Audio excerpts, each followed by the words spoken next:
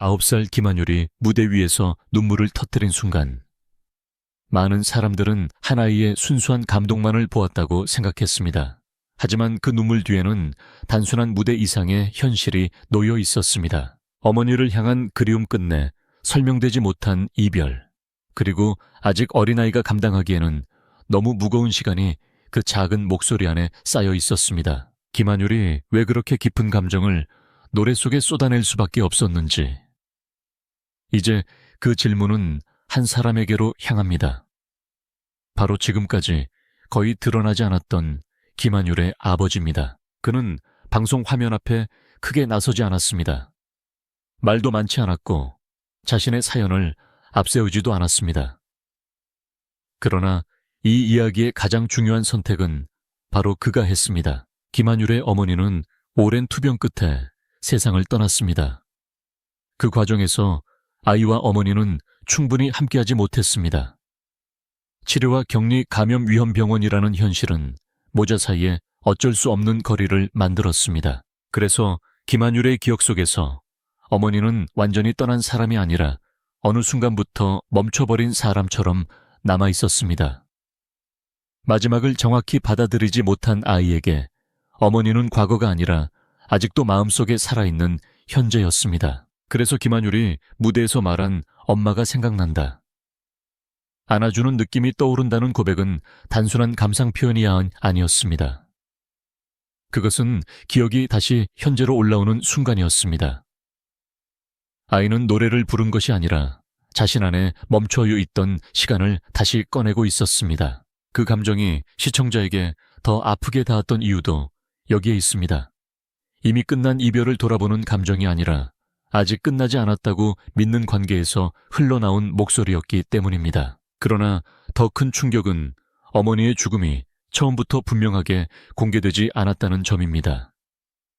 김한율은 초반 무대에서 이미 깊은 감정을 보여주었지만 그 감정의 배경은 완전히 설명되지 않았습니다. 이후 어머니의 사망 사실이 알려지면서 이전의 무대는 완전히 다른 의미로 다시 해석되었습니다. 처음에는 막연한 감동처럼 보였던 눈물이 나중에는 한 아이가 상실을 받아들이는 과정으로 보이기 시작했습니다. 이 지점에서 아버지의 존재는 더욱 무겁게 다가옵니다. 그는 아내의 죽음을 아이에게 즉시 알리지 않았습니다. 이것을 단순히 숨겼다고 말하기는 어렵습니다. 아버지는 아이가 무너지는 것을 막고 싶었을 것입니다. 9살 아이가 감당하기 어려운 진실 앞에서 무너지지 않도록 조금 더 시간을 벌어주고 싶었을 것입니다. 진실을 외면한 것이 아니라 아이가 그 진실을 받아들일 수 있는 순간까지 기다린 선택이었을 가능성이 큽니다. 하지만 그 선택은 결코 가볍지 않았습니다. 아버지는 아내의 병간호와 경제적 부담 어린 아이의 양육까지 혼자서 짊어져야 했습니다. 자신의 슬픔을 충분히 드러낼 시간도 없이 아이를 지켜야 했고 아이가 무대에 설 수 있도록 뒤에서 버텨야 했습니다. 그래서 그는 단순한 보호자가 아니라 보이지 않는 곳에서 모든 균형을 붙잡고 있던 사람입니다. 김한율의 무대 뒤에는 아버지의 침묵과 희생이 있었습니다. 무명전설이라는 프로그램도 이 이야기에서 분리할 수 없습니다. 곱셈업니다. 이 프로그램은 단순히 노래 실력만 평가하는 무대가 아닙니다. 참가자들은 서열 경쟁 속에서 끊임없이 비교되고 생존형 데스매치 방식 안에서 매 순간 탈락의 압박을 견뎌야 합니다. 노래를 잘하는 것은 기본일 뿐이고 진짜로 시청자의 마음을 움직이는 것은 각자의 사연과 감정입니다. 무명전설은 실력과 감정 개인의 이야기가 함께 평가되는 구조로 움직입니다. 그런 구조 안에서 김한율은 평범한 참가자로 남을 수 없었습니다. 겨우 9살이라는 나이와 어울리지 않는 감정의 깊이, 어머니를 향한 그리움, 그리고 무대 위에서 터져나온 눈물은 그를 단숨에 프로그램의 중심으로 끌어올렸습니다. 사람들은 김한율의 노래만 들은 것이 아니라 그 목소리 뒤에 있는 가족의 시간을 함께 보게 되었습니다. 이때부터 김한율은 단순한 참가자가 아니라 하나의 서사가 되었습니다. 제작진의 역할도 피할 수 없는 질문을 남깁니다. 만약 제작진이 이미 가족의 상황과 어머니의 사망 사실을 알고 있었다면 왜 그 사실은 처음부터 공개되지 않았을까요? 한쪽에서는 아이를 보호해야 하기 위한 선택이었다고 볼 수 있습니다. 어린 참가자가 감당하기 어려운 진실을 너무 빠르게 대중 앞에 드러내지 않으려 했다는 해석입니다.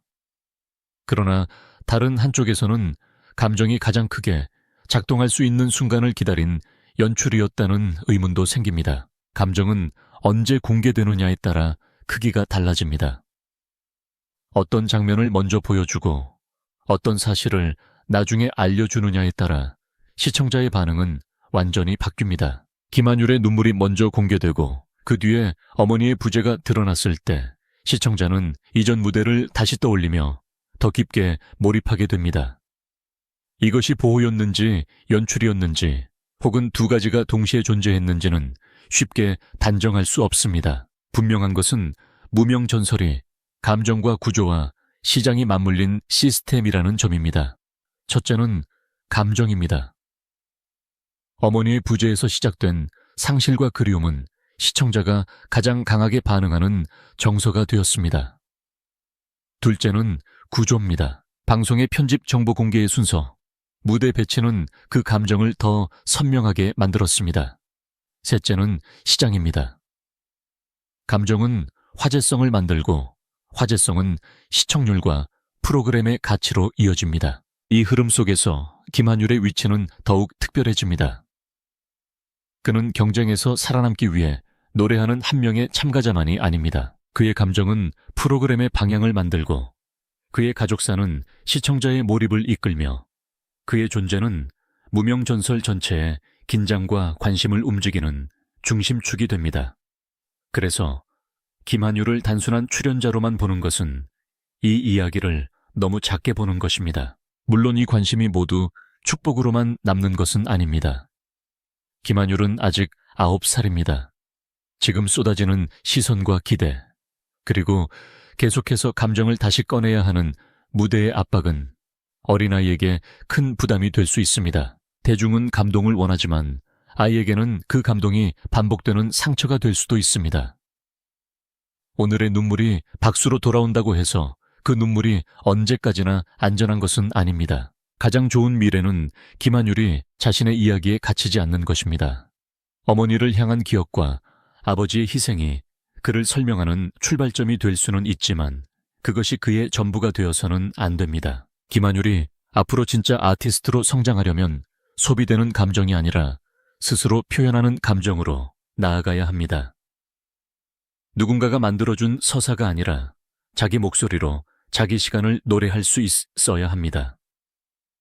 결국 이 이야기는 무대 위에서 눈물을 흘린 한 아이의 이야기로만 끝나지 않습니다. 그 뒤에는 병과 이별을 견딘 어머니가 있었고 진실과 보호 사이에서 고통스러운 선택을 해야 했던 아버지가 있었고 그 모든 감정을 하나의 장면으로 만든 방송의 구조가 있었습니다. 우리가 본 것은 한순간의 감동이 아니라 한 가족이 지나온 시간의 결과였습니다. 그래서 지금 김한율의 무대를 다시 보면 그 목소리는 더 이상 단순한 노래처럼 들리지 않습니다. 그것은 아직 끝나지 않은 이별이고 말하지 못한 그리움이며 아이를 지키려 했던 아버지의 침묵까지 함께 담긴 기록입니다. 무대 위에서 빛난 사람은 김한율이었지만 그 빛을 가능하게 한 사람들은 화면 밖에 있었습니다. 이제야 그 사람들이 보이기 시작했습니다. 어머니는 김한율의 기억 속에서 여전히 살아있었고 아버지는 가장 조용한 자리에서 가장 무거운 책임을 지고 있었습니다. 무명전설이 보여준 진짜 이야기는 스타의 탄생만이 아닙니다. 그것은 한 아이의 눈물 뒤에 숨어있던 가족의 시간, 그리고 뒤늦게 드러난 아버지의 존재였습니다. 더 불편한 사실은 우리가 이 모든 장면을 감동이라는 이름으로 너무 빨리 소비했을지도 모른다는 점입니다. 김한율의 눈물은 분명 진심이었습니다. 그러나 진심이기 때문에 더 조심스럽게 다뤄져야 했습니다. 어린아이가 자신의 상처를 노래로 꺼내는 순간 시청자는 감동을 받지만 그 아이는 다시 한번 그 시간을 통과해야 합니다. 무대가 끝나도 박수가 멈춰도 아이의 기억은 사라지지 않습니다. 그래서 이 이야기는 단순히 감동적이었다는 말로 정리될 수 없습니다. 아버지가 끝까지 앞에 나서지 않은 이유도 여기서 다시 생각해 볼 필요가 있습니다. 그는 자신이 주인공이 되는 것을 원하지 않았을 것입니다. 어쩌면 그는 아이가 더 이상 상처받지 않기를 바랐고, 동시에 아이의 재능이 세상에 닿기를 바랐을 것입니다. 이 두 마음은 서로 충돌합니다. 보호하고 싶지만 멈추게 할 수 없고, 드러내고 싶지만 다치게 하고 싶지 않은 마음입니다. 그 모순 속에서 아버지는 계속 뒤에 서 있었습니다. 그렇기 때문에 김한율의 무대를 바라보는 시선도 달라져야 합니다. 우리는 더 큰 눈물을 요구해서는 안 됩니다. 더 아픈 사연을 기대해서도 안 됩니다. 김한율이 앞으로 보여주어야 할 것은 상처의 반복이 아니라 성장의 과정입니다. 어머니를 기억하는 마음은 그대로 소중하지만 그 기억이 매번 눈물로만 소비되어서는 안 됩니다. 언젠가 그 기억이 노래가 되고, 노래가 힘이 되고, 힘이 다시 아이의 삶을 지탱하는 방향으로 바뀌어야 합니다. 무명전설이 진짜로 남겨야 할 것도 바로 그 지점입니다. 프로그램이 한 아이의 사연을 통해 화제를 얻었다면, 이제는 그 아이가 안전하게 성장할 수 있는 환경을 함께 보여주어야 합니다. 감정을 꺼내는 것만으로 끝난다면 그것은 이야기의 완성이 아닙니다. 꺼낸 감정을 어떻게 보호하고 어떻게 회복으로 이어지게 하는지가 더 중요합니다. 김한율의 눈물이 전국을 울렸다면 그 다음에 필요한 것은 더 큰 자극이 아니라 더 조용한 배려입니다. 결국 김한율의 아버지가 처음 공개되었다는 말의 의미는 단순히 한 인물의 정체가 드러났다는 뜻이 아닙니다. 그동안 무대 뒤에 가려져 있던 선택과 책임 희생과 침묵이 함께 드러났다는 뜻입니다. 김한율이라는 이름 뒤에는 혼자 남겨진 아이가 아니라 끝까지 아이를 붙잡고 버틴 가족의 시간이 있었습니다. 그리고 그 시간을 알아차리는 순간 우리는 이 무대를 더 이상 가벼운 오디션 장면으로 볼 수 없게 됩니다.